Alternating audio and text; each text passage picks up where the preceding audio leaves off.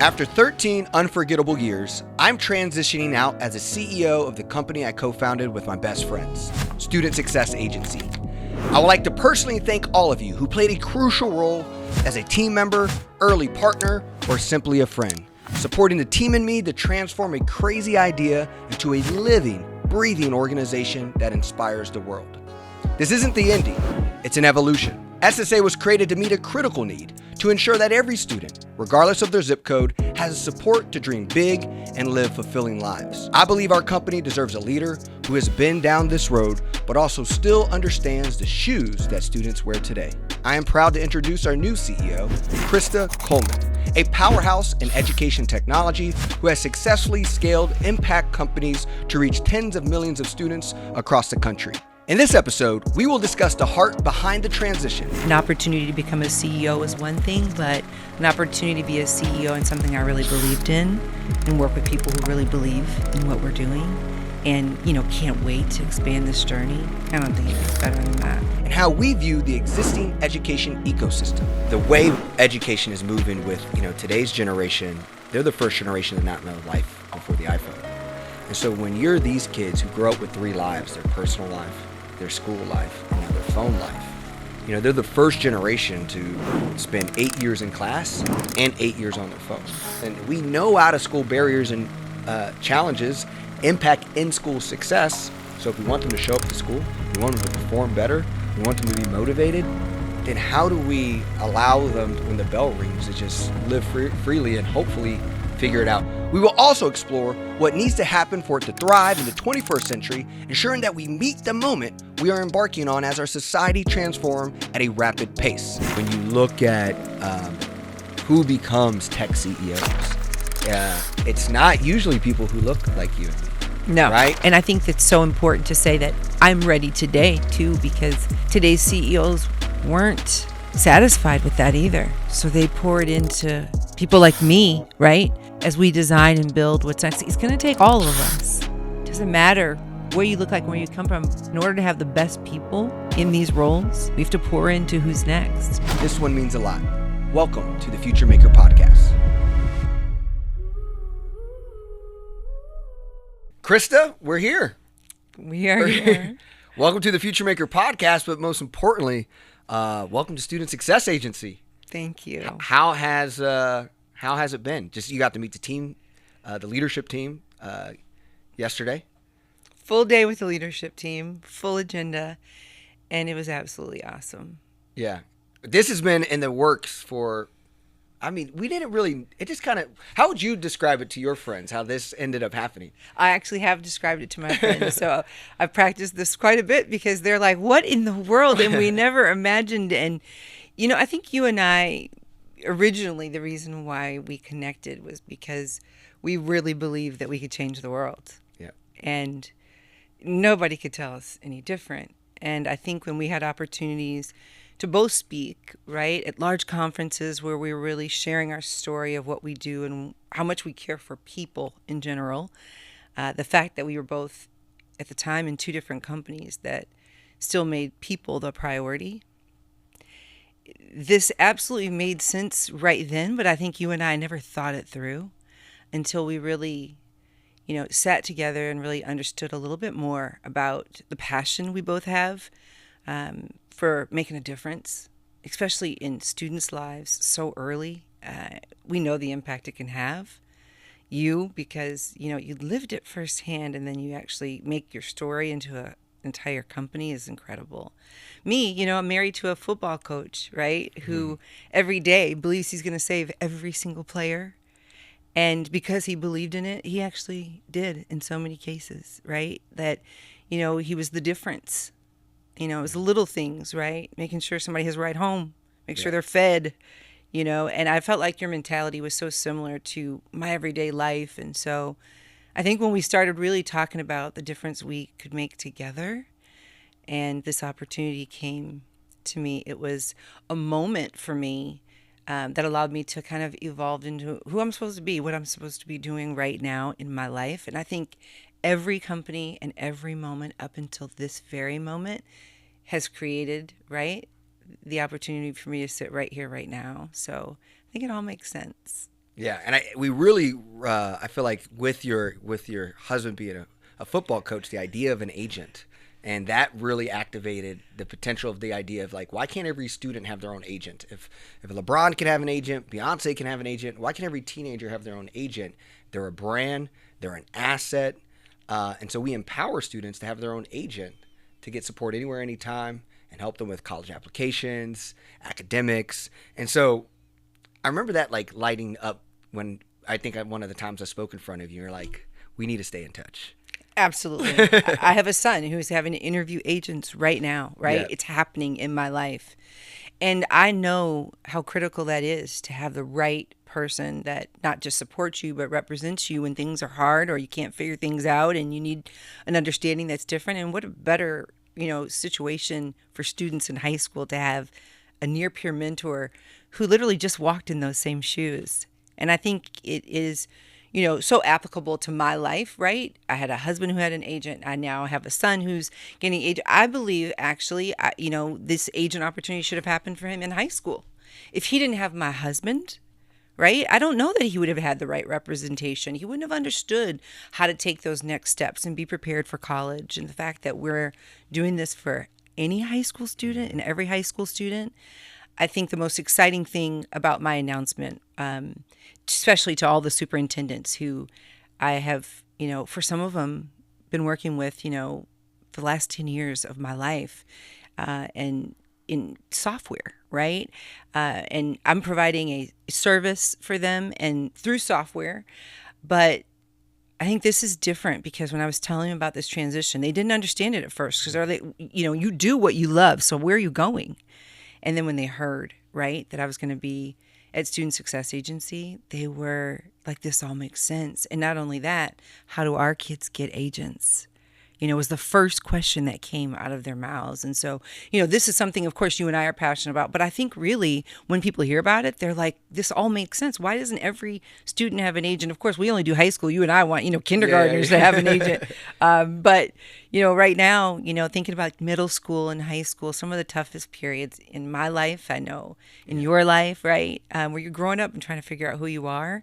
I think being able to walk with somebody who's walked a mile in those shoes makes this, a different journey. Yeah. And it's I think the way education is moving with, today's generation, they're the first generation to not know life before the iPhone, right? The iPhone's 18 years old. These kids, so that means an iPhone is walking around as a senior in high school right now.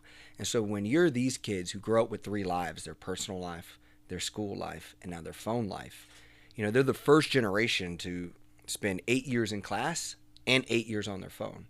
And I think the potential with Student Success Agency is the whole idea was to provide out-of-school support to students. I think the beginning of the idea when we all got together was, why should student support services only be available during the day when kids are in class? That would be like the grocery store only open when teachers are at work. Right. Kids need these resources, and we know out-of-school barriers and challenges impact in-school success. So if we want them to show up to school, we want them to perform better, we want them to be motivated, then how do we allow them, when the bell rings, to just live freely and hopefully figure it out? And luckily, maybe they have a parent who's a coach, or maybe they have even a parent who's not working a double shift, like my mom, who was, working nights and wasn't making sport games and wasn't making events. And here I am sitting as a senior, supposed to be writing these scholarship essays or procrastinating at the end of the day and not having access to that support. And so we're democratizing that serendipity of who you're born to, so that now you can get support anywhere, anytime, regardless of your zip code, your background, or your upbringing. Yeah, and I think about the parents as well. I mean, yes, this is obvious that it helps students, but if I'm a mom working two jobs, or I'm a flight attendant or a nurse, and I've got a shift where you're constantly worried about the balance of, and feeling guilty as a mother that, am I providing for my, children the same? Are they getting the same opportunity? And I think this kind of doubles down, like we're going to make sure we're hitting from both ends. You might have the right set of parents at home. That's great.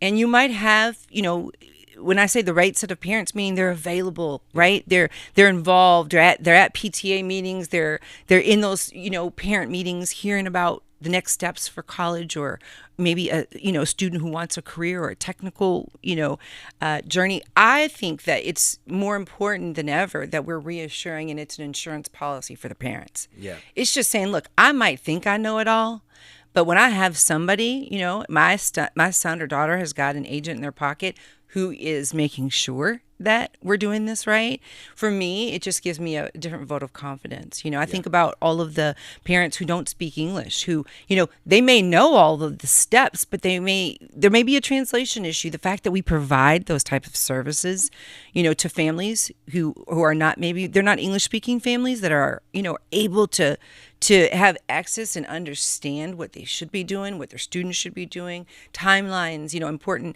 I remember I was sitting at my breakfast table, and there was a student that was sitting there, and I was talking about, so what's next, after football? And he's, I'm going to do a 2-year community college. And I said, that's great. And he says, well, they had a few D1 scholarship offers. And I said, and you chose not to go that way. He said, well, I didn't choose. There was a class I missed that I didn't know I had to retake. And I think about that, and I said, why didn't you come to me? I would have helped. And he says, well, everybody doesn't have, a Krista Coleman at home. Yeah.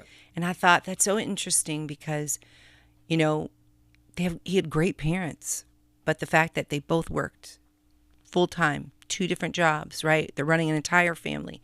I had a child who was sick at home. It isn't that you ignore your children. It's just this happens really fast. And the fact that we have somebody who's, partnering up with your student at such an early part of high school, it's a game changer. Yeah. So like looking at it, can you give some kind of just background of like what you've done in education up until this point, but then also like, why do you think this is an important time for the company and to like move in this direction for public education? Yeah, so I've spent many of my years, I started out in technology in, the funny part, websites. Like people don't even realize because they only know me in education, and educational technology. And ed tech definitely became my pride and joy. But I really learned on, websites and SEO and marketing on that side of the world, right? I actually went to school thinking I was going to be Oprah, like sitting on the couch truly interviewing you and, talking about. That all makes sense. Yeah. I thought that's sense. what I was going to be doing for a lot of my life. I thought I was be, in front of you on the, 6 o'clock news telling the story, and then, kind of leverage that into marketing and found that really felt comfortable for me. But it wasn't until I realized that I could have impact when I started marketing educational technology in a different way, right? I actually started by, I worked for a small company in California, and I literally would go from district to district just telling the story about, this rocket scientist marries this English teacher, and they create this assessment platform. And, that world completely blew up when I started telling the story. And I thought, wow, when superintendents started hearing there's a way to assess students, and we can actually fairly assess students, and we can actually write standards and do things like that are customized culturally and culturalized to your neighborhood. You understood the questions they were asking you because they were relative to the way you grew up. I realized, wow, I actually can make a difference, not just in regular, just assessment, but state testing. Like we were making a difference with kids being able to really like break all barriers to understand exactly what the question was so they could actually answer it. And, spent many of my years, in fact, since 2010, I've been not only building companies, but also through multiple acquisitions that, and mega mergers, right? If you read through my history and my bio, it's, mega mergers that have become some of the largest assessment companies today. And so for me to make a switch, it actually happened prior to SSA, where I had an opportunity. I literally wrote on a Southwest napkin on a flight that every single family should be represented and should have a voice. If there's students in public school, it's like, how do you really get to the person you need to talk to without knowing everybody at a high school? And that's chaotic. I mean, we're here in Texas. These high schools are the size of colleges, right? In most states, and California was very similar. And so I had an opportunity to really join a company, as you all know, with K-12 Insight, that allowed me to literally a parent can push a button and be routed to anyone in the district, and their question would be answered. And so the evolution from going to now being able to help an entire family, I think there was always one piece. How could I actually have this type of impact on an actual student? Then I hear your story. You get up and, you speak. And I know SSA is your baby and you're the founder, but we all know public speaking is also where you have such a gift. And so I watched your story and I thought, wow, he's doing the next step. My first thought was I went to my CEO and said, we need to buy this company. There's this great guy who started a company who has this type of impact on high school students. We help the high school families and all families, right? From pre-K up. We should just merge. That way we got the whole ecosystem. We just got everybody covered in one side. So he looked at me and he was like, that actually is interesting. So I think when I later came to him and said, years later that this company approached me, if you're a CEO, he thought, I never ever imagined you leaving K-12 Insight. I literally thought you would be a part of it till And when we first met, I don't think I ever. Never. Yeah, it was like. That was never even a consideration. You were kind of just kind of almost mentoring, yes. kind of like giving me a guide. You're like, yes. I believe in you, young man. But, yes. but, it's like, yeah. And then, but then the more and more we talked, it's like, it made sense. Yeah. Looking at it from my lens, I think the always hard part when you're a first generation college student, when you're a first generation anything, it's like, you have no proxy of how it works or what you're supposed to be doing. So you're basically looking in the mirror every day and just deciding, it's like, do I feel like this is how it should work? And I think what happened to first generation college student, but now this first generation entrepreneur, right? My dad worked in the Air Force, worked in government all his life, same job. My mom worked in several different companies. So it's like this idea of entrepreneurship, first generation wealth building now, because now the organization is actually growing into something. You have employees.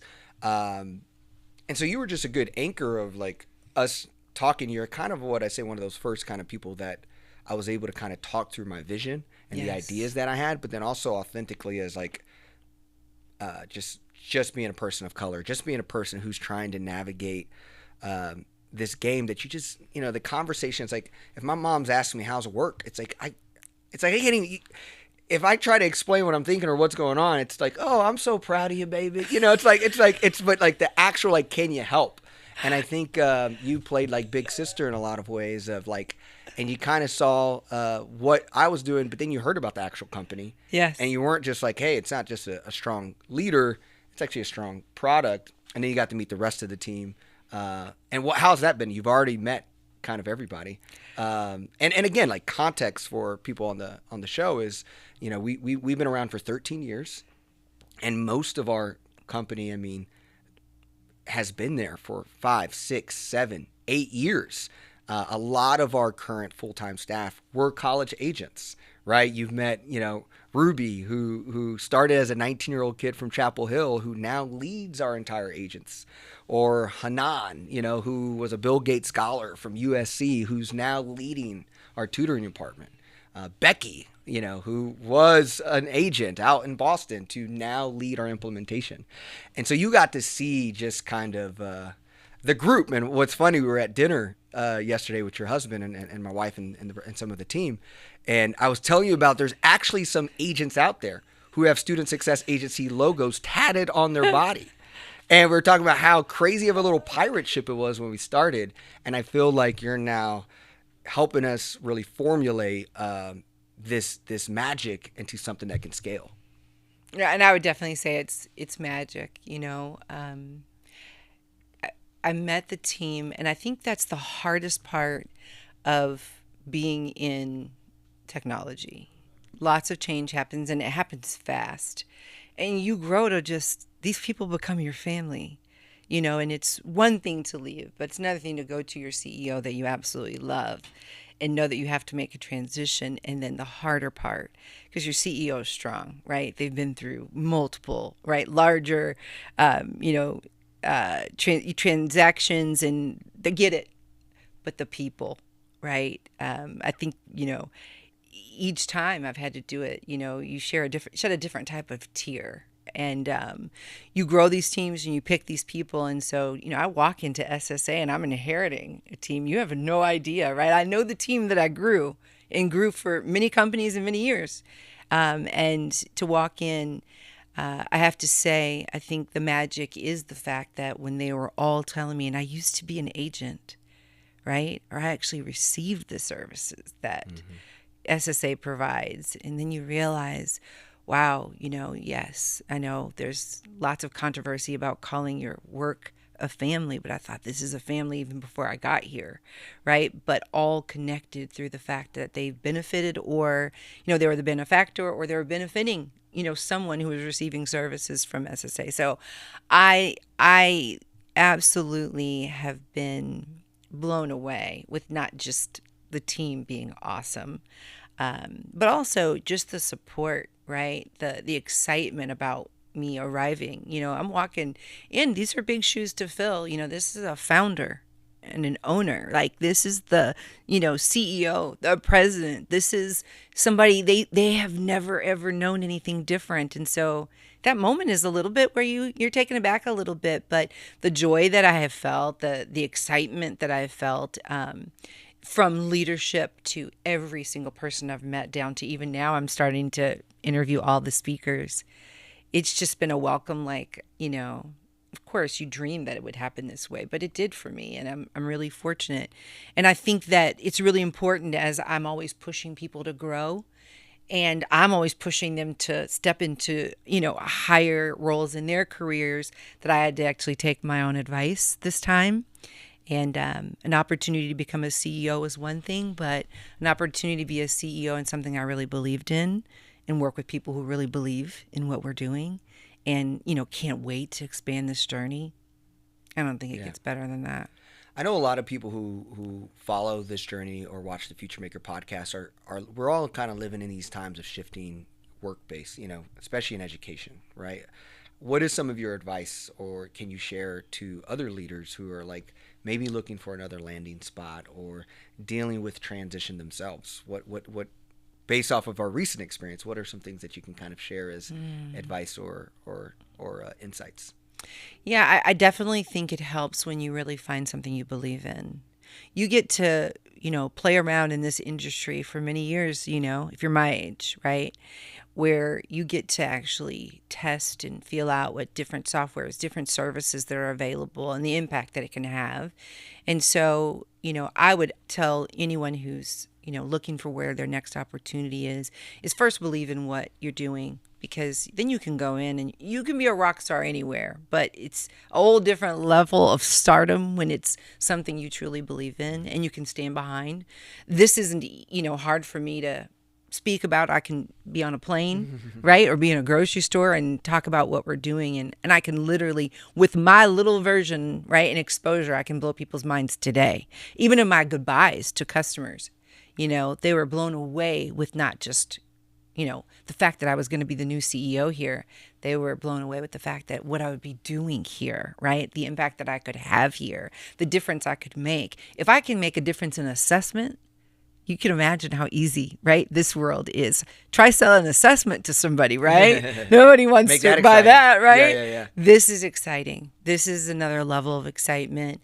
I'm not just proud about the title. I'm proud about, that every day I go to sleep with a different type of smile on my face, because I know what we're doing is going to make a difference. Yeah. And when we were talking about this, and I wanted to kind of take it to the lens, because I also know there's some social entrepreneurs or CEOs who maybe listen to the podcast or this journey. So, from so many of my family or friends are like, you're not leading SSA anymore. Like, that's all you think about. That's all you care about.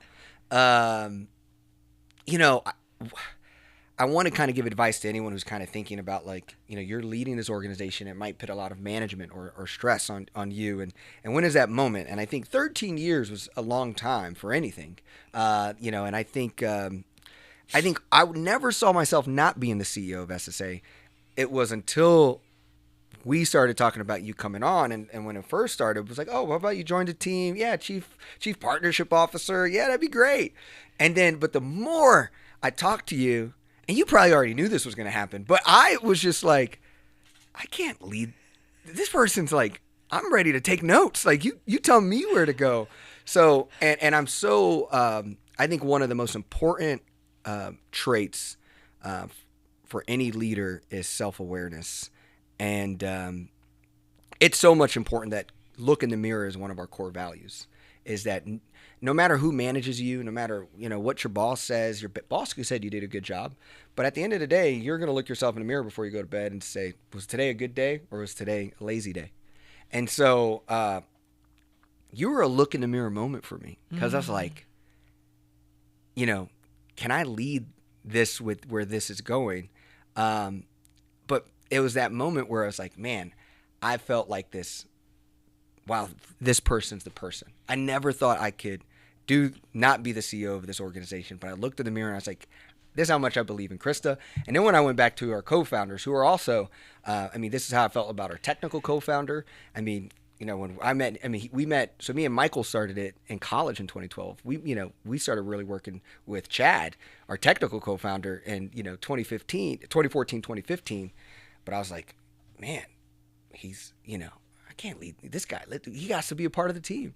And I think that was always, my greatest strengths to this organization was just pitting the pieces together of incredible people and then getting out the way and being the Energizer Bunny wherever they need me. And I think that you were the missing piece, because the one thing we didn't really fully understand, because we are still a very youthful group, is how does the game of public education fully work? People were betting on us because they just believed in the vision and the product. Right. They're like, oh, yeah, give my kids some agents. But when you come about systems and how systems work together, or even in a day today where districts are going to their school boards and their school boards want efficiency, their school boards want outcomes, and you now got this little side project with agents, how do you contextualize that to a system? And I think that was the part that was the missing link, and I think you have helped us already. We saw your 100-day plan. You showed me the new pitch deck, and I was like, yeah, let's roll. And so I'm really excited that you'll be leading us in this next chapter. I'm excited too. I think that you work all of these years and you really are out to solve problems for school districts with no intention of, it isn't about where you're going to climb or what positions or roles you're going to take. It is about what's in front of you that day, the problem you're trying to solve. And the things I've gotten, and had a chance to experience where I actually saw we were the difference of the school district because of the service we provided. You really start, kind of backing up and realizing what more can we do. And so, the fact that you came to me, and even when you said I was the missing piece, I didn't even realize I was the missing piece till I got here. You don't realize that everything you do up in that moment prepares you for this moment right here, where I'm sitting in this chair talking to you and you're calling me the missing piece. I've always tried to fill the missing pieces.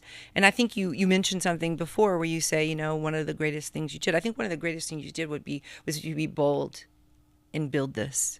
Right? Because, it allows people like me and Chad and Michael and, the fact that you guys had, this idea, you made it into a reality, and then you could go out and pick your technical expertise and pick who you want to lead the next, right, version, your version 2 of what you started. And I think what you started, I wouldn't write that story any different.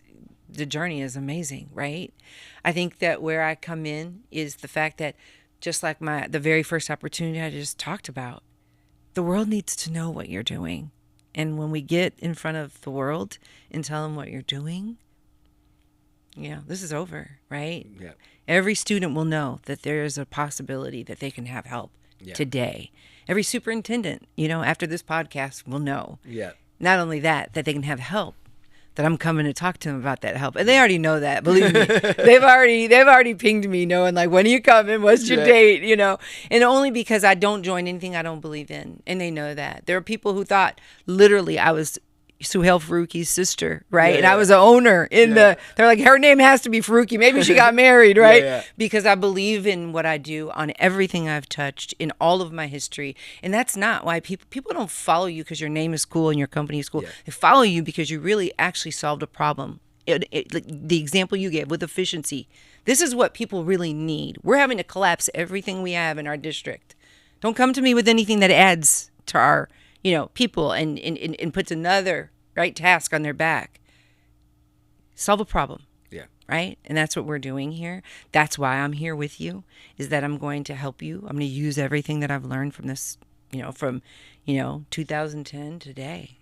We're going to be doing this together.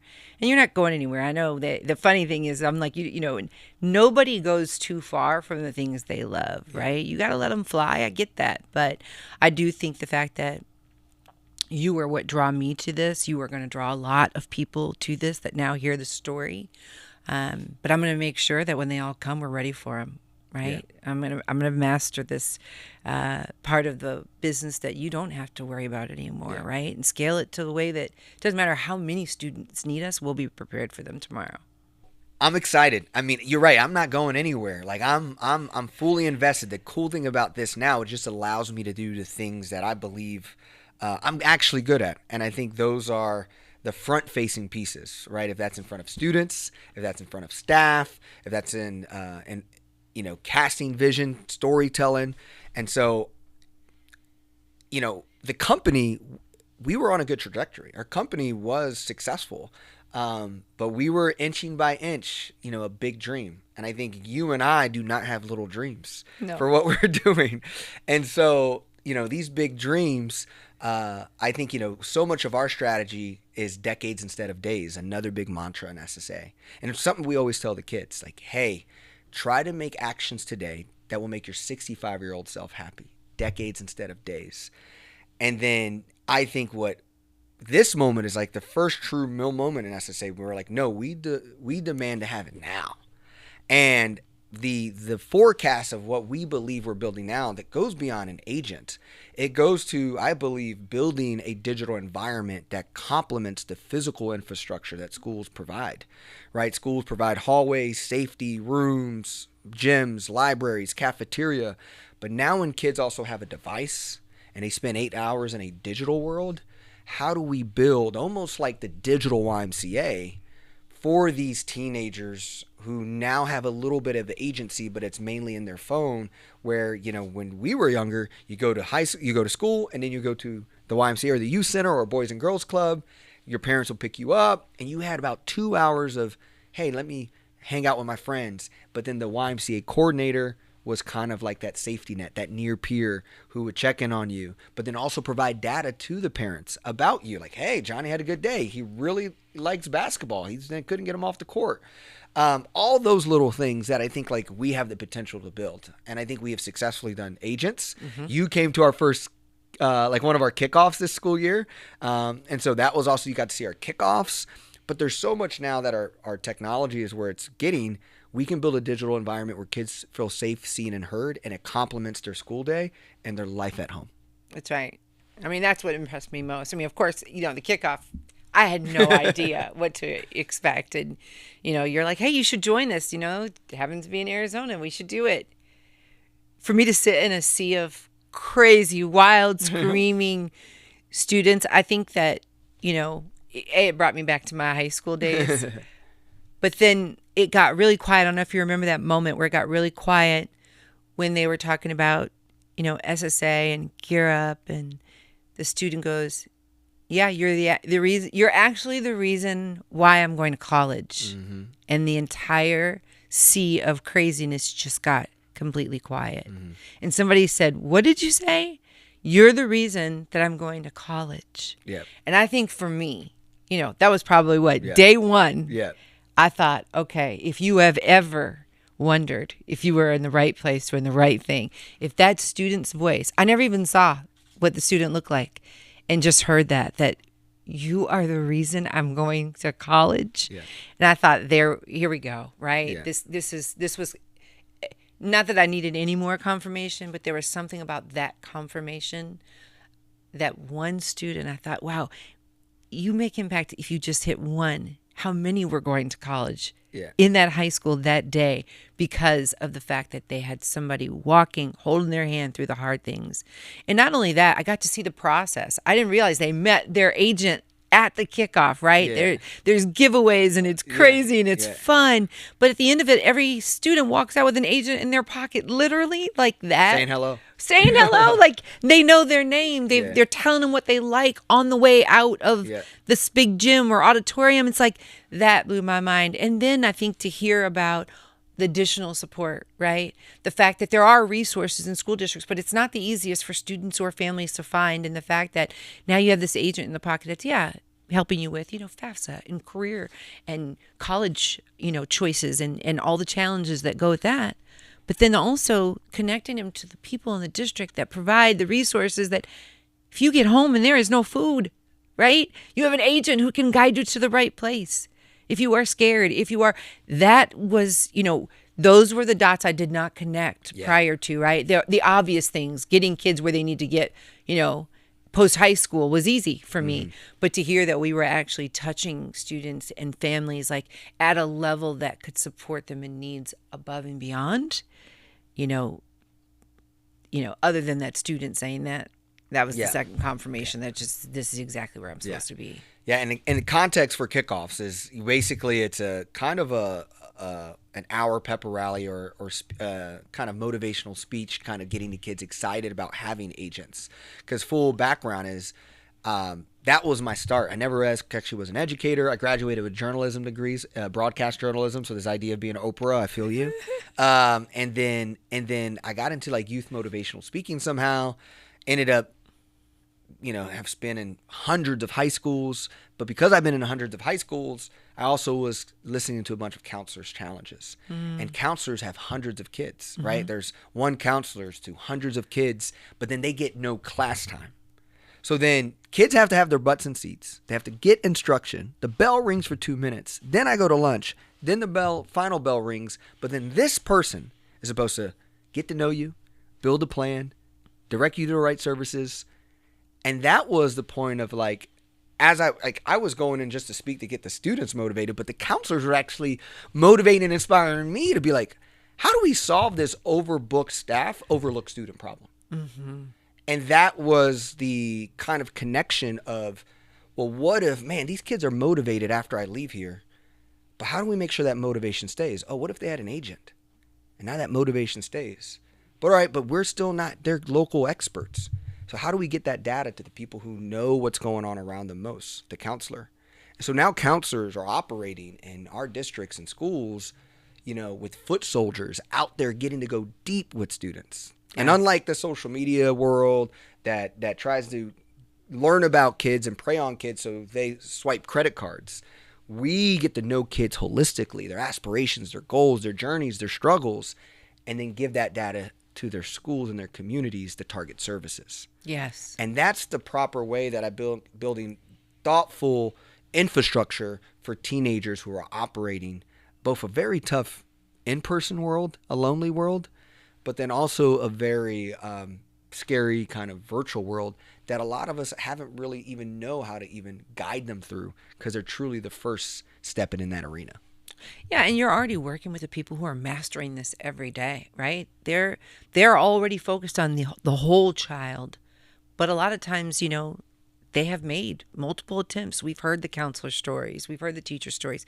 We've attempted multiple times to reach out, to set up appointments, to set up, meetings with their families, and it wasn't until they got their agent, right, that we actually, could figure out how to connect to the student. And so, being the connector, right? And also being the main, resource for students when it comes to, things academically and what they want to do after high school. I think that's where, we're going to make a difference because the opportunity to publicize what public schools are already doing and working so hard to achieve, right? Sometimes just hearing it from somebody a little closer to your age, a near peer mentor that just tells you, this is available, there's services for that, we can help you with that.